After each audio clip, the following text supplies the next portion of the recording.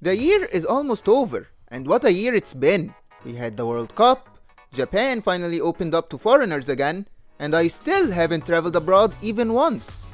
But most importantly, what a year it's been for anime, right?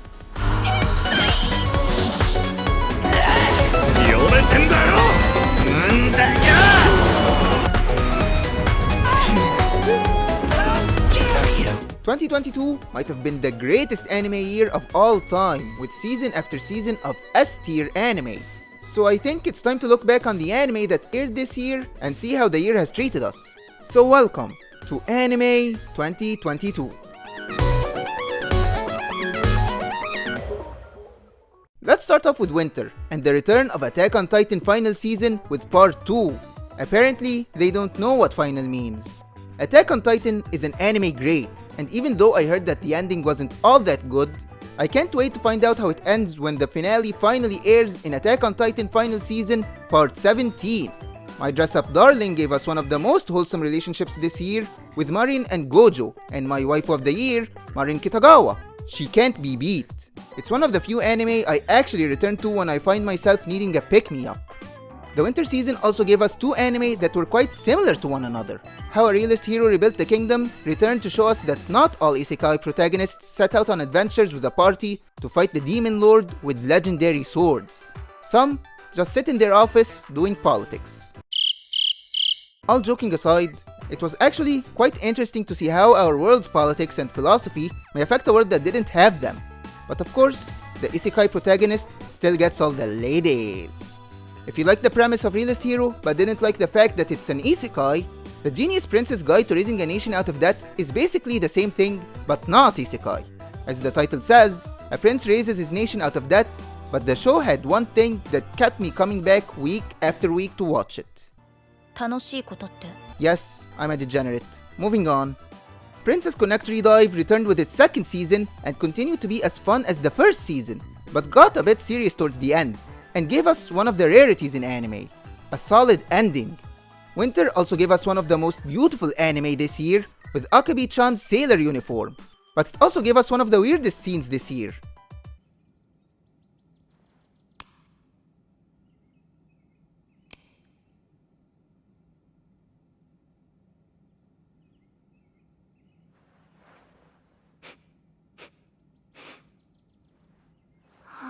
Do people actually smell their toenails? Despite that, it was worth a watch just for how beautiful it is, and it was your typical slice of life, so it was a lot of fun to watch it under the blanket with a cup of hot cocoa. Another anime that was best to watch under a blanket, but for a different reason, wink wink, was World's End Harem. It gave us the most iron-willed protagonist ever, and put him in a cultured anime setting. All of the men on the planet went extinct except a few, and the world was basically the ultimate harem for the remaining men. And yet, our protagonist kept turning away everyone just for his first love, who he can't find. Sabiko Hibisco was one of the most original anime this year by giving us a world where people are infected with rust, and people setting out to find a cure for it. It also had this scene. Yeah, that actually happened. And that was winter. But I feel like I'm forgetting something. Oh yeah, Demon Slayer.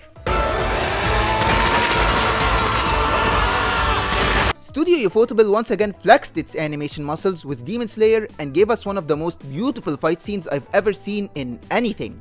Demon Slayer may not be the best shonen anime out there, that honor goes to One Piece in my opinion, but it's the most beautiful, which alone makes it an S-tier shonen. Moving on to spring, the season of blooming flowers and blooming meme faces. Spy Family, or if you prefer, Spy X Family, which I don't, began this last spring and gave us something unusual we almost never see in anime. A well-functioning family. Spy Family captured my heart with how funny, silly, and heartwarming it is. Also, its meme faces were top class. In terms of isekai this spring season, the one I watched was Trapped in a Dating Sim. The world of otome games is tough for mobs. They really need to work on their naming game. After our protag-kun plays an otome game he doesn't like for his sister, he of course finds himself reincarnated into that world, but as a mob character. And then, the title explains the rest. In all seriousness, I actually really like this one a lot. I don't know what it is with isekai set in otome games, but I always find myself enjoying them no matter how their actual quality is, and if you're like me and have trash taste, then you can't miss it. Shikimori's Not Just a Cutie was supposed to be the challenger to Winter's My Dress Up Darling. There was a lot of talk that if you liked Marin, and I did, then just wait and see Shikimori, and after watching a few episodes of it, it was, pretty boring. Marin still sits on the throne. Komi Can't Communicate returned this spring season, but somehow, it looked like they downgraded it. I still enjoyed it, but the second season just looked worse than the first season in my opinion, but it's probably because Studio OLM had another banger anime that aired that season. 新平、ミオのこと、守っちゃってね。待ってくれ牛よ Summertime Rendering might be one of the most underrated and underappreciated anime in 2022, and the reason for that is probably that it was on Disney+. It was seriously one of the best shows to air this year, and it's a shame that it's not talked about enough. Ya Boy Kong Meng showed us what if a Chinese war tactician became a manager. It was a banger anime and gave us one of the best OPs of the year. It had rap battles, battle of the bands, and actually some pretty decent tunes. Speaking of managers, Heroines Run the Show had a girl from the countryside move to the big city to achieve her dream of becoming a track and field athlete, but found herself becoming a manager for an idol group to get by. It was a pretty fun watch, but its tunes were nowhere near the level of Ya Boy Kong Meng. Dance Dance Dancer did the impossible and actually made me interested in ballet, but I had one problem with it. Its ending kind of pissed me off. Up until the last 2 episodes, I liked it a lot, more than I thought I would. But after the last 2 episodes, I just felt like I wasted my time. Moving on, the Aimon and the Demon Girl Next Door 2 gave me the feel-good anime of the spring. I liked the Aimon basically because it was a dad simulator, and that is another type of anime I'm a sucker for. And the Demon Girl Next Door was just a gag comedy, so it was perfect to just relax and put on in the background. Awashi also started this spring and was going to be my favorite sports anime of the year until a certain other football anime started airing this fall, but we'll get to that later. However, being in second place isn't bad, and Awashi ain't no slouch. If you're a fan of football, you'll love it. Spring also gave us the best romance anime of the year with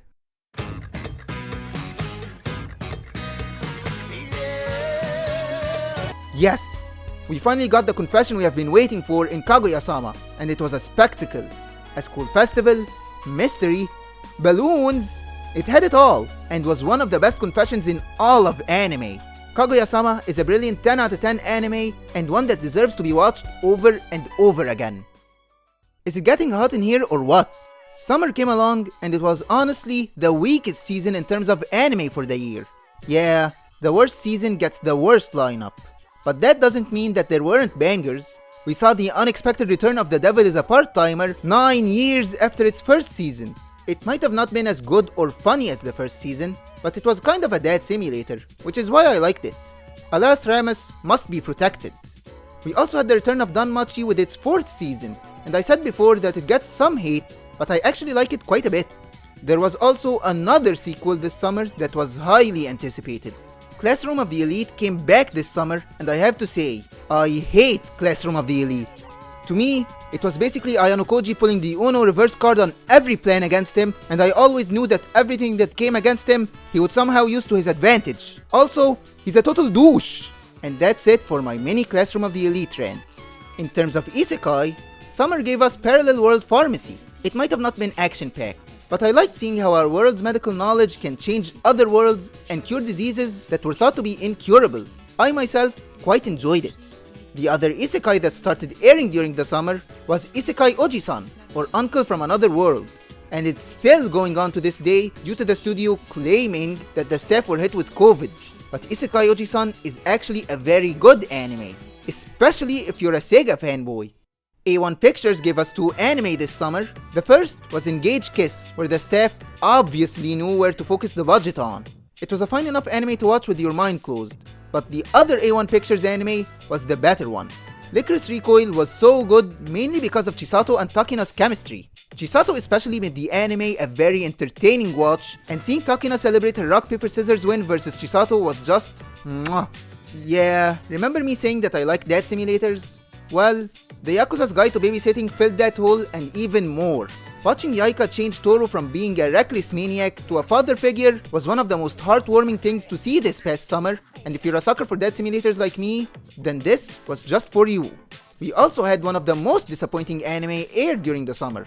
I'd heard great things about Lucifer and the Biscuit Hammer, and I was very excited to see what the fuss was about, and after watching, oh boy did they mess it up. It was very underwhelming. Apparently, I should read the manga instead. My Stepmom's Daughter is My Ex was kind of like Kaguya-sama, but not as good. Don't get me wrong, it had its moments here and there, but honestly, if you're looking for a romance anime, then go with Kaguya-sama. I said earlier that World End's harem was supposed to be of the cultured variety. Well, this next one was supposed to be that and more. Harem in the Labyrinth of Another World really should have been a cultured anime. How did this become an anime?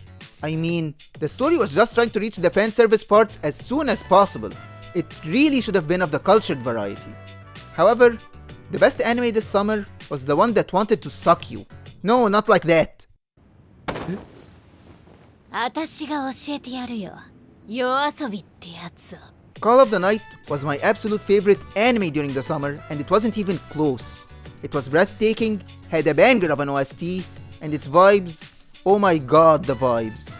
Just watching it late at night and seeing the night sky in the anime and seeing the streets almost empty, honestly, just that alone made it my anime of the season. We finally reached the final season of the year with fall, or autumn if you prefer, and with it came probably the most hyped anime of all time.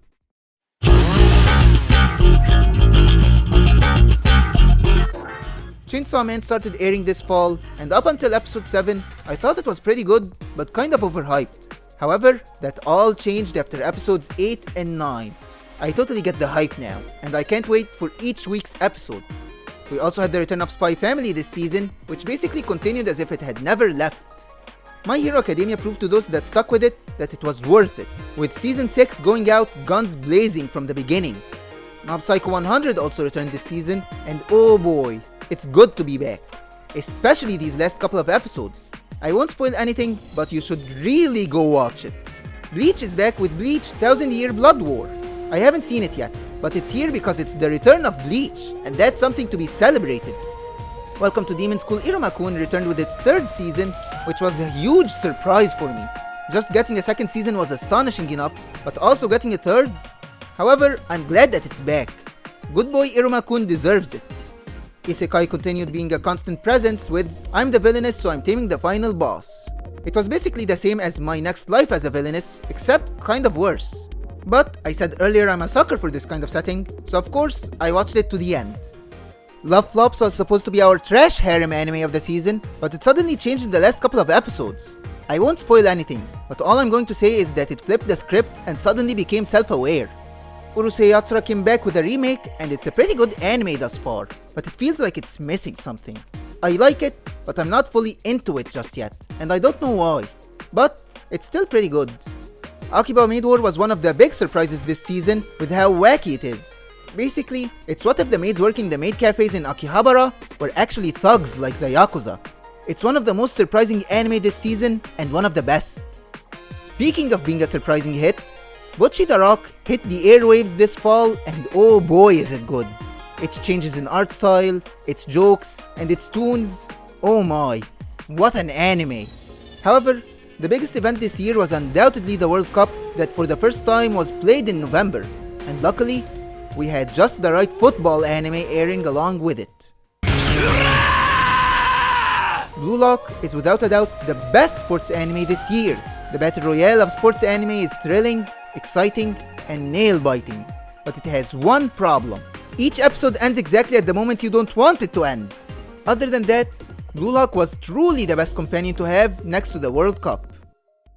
And that was Anime 2022. 2022 truly is one of the best, if not the best year of all time in terms of anime. We had everything. We had action, we had romance, we had comedy, we had drama, we had vibes, we had hype, and most importantly, we had isekai. If you are an anime fan in 2022, then you're eating good this year, and hopefully 2023 becomes even better. All that's left to say is, Anime 2022, thank you. This has been Anio, and until next time, mata ne.